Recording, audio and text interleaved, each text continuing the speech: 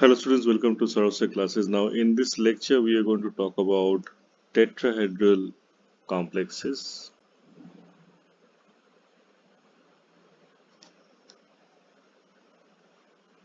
and their splitting. The best way of considering a tetrahedron is by taking the alternate corners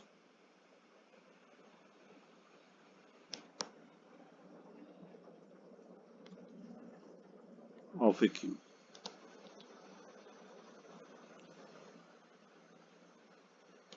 The center of the cube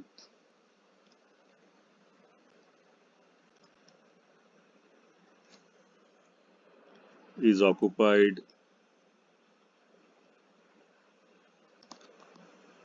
by the metal ion.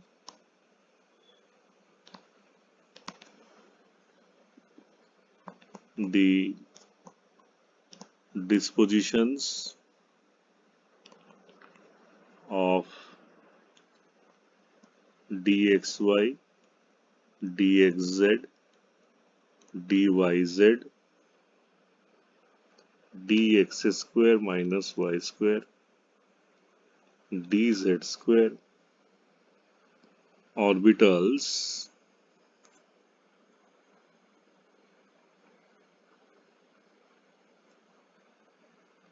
relative to the tetrahedral points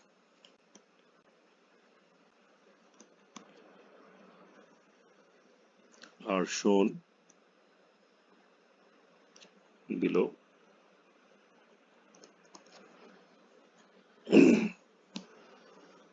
So for that what we're going to do is we're going to imagine a cube again.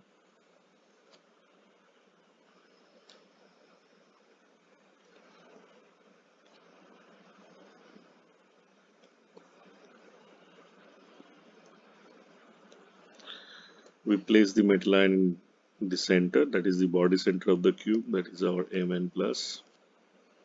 And now we think of the ligands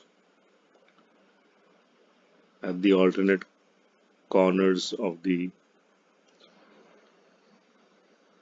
cube. And now if we join the lines,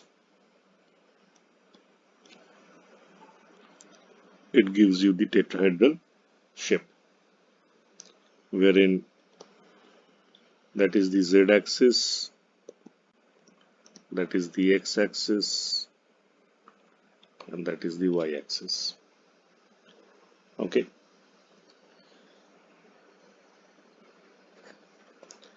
So over here, whenever we are talking about the splitting, one can say that dxy, dxz, dyz, these orbitals lie just half an edge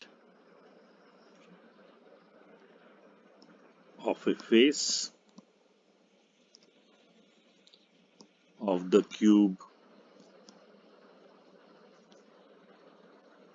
away from the nearest ligand orbitals, whereas the dx square y square and dz square they lie half a diagonal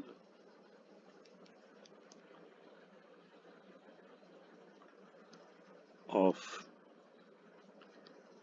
a face of the cube away.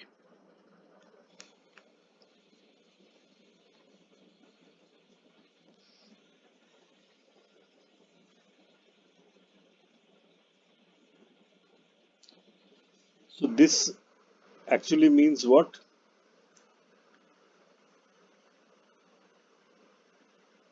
That we can say that the dxz, yz and xy orbitals are closer to the ligands than the dx square minus y square and the dz square orbitals.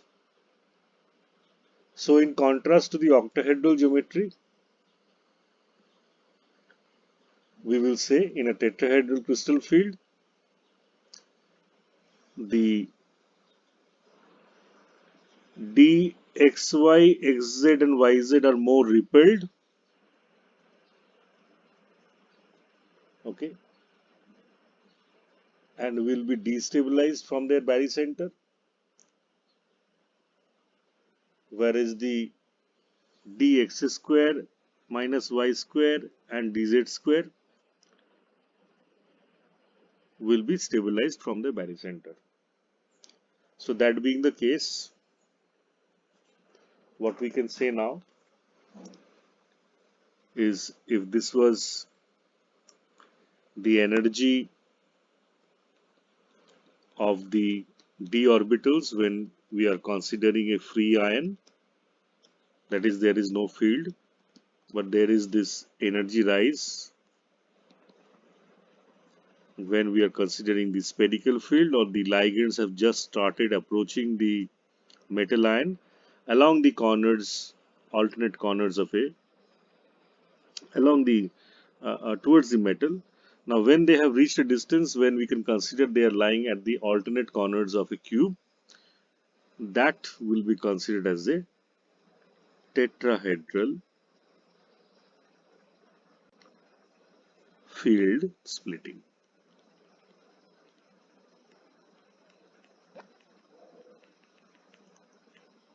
Okay, and this is your spherical field as we have seen before in the splitting of the octahedral complexes. That is the splitting of d orbitals of octahedral complexes. Now over here what we will say that it will be raised.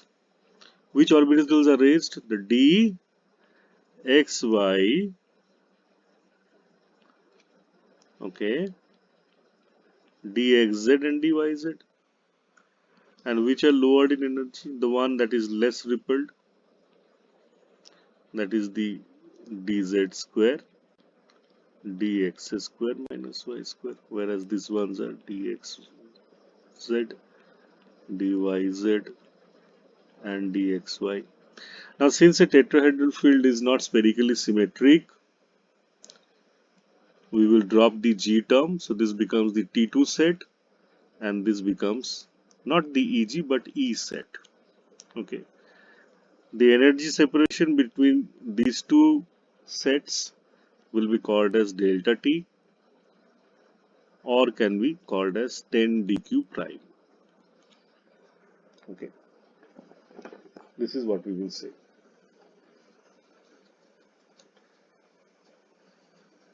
Now, further calculations will show that for a given metal ion and a given set of ligands and the same internuclear distance, that the tetrahedral splitting, that is the delta T, is almost 4 by 9th that of delta O. Okay, so principally over here we can say that the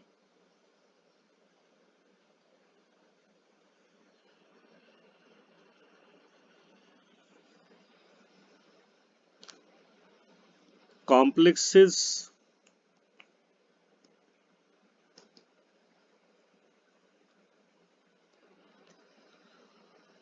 because of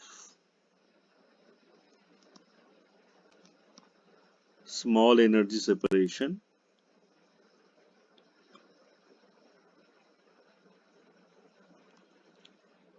will be mostly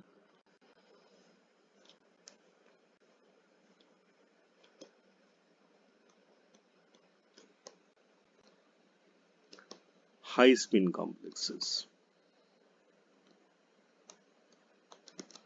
over here.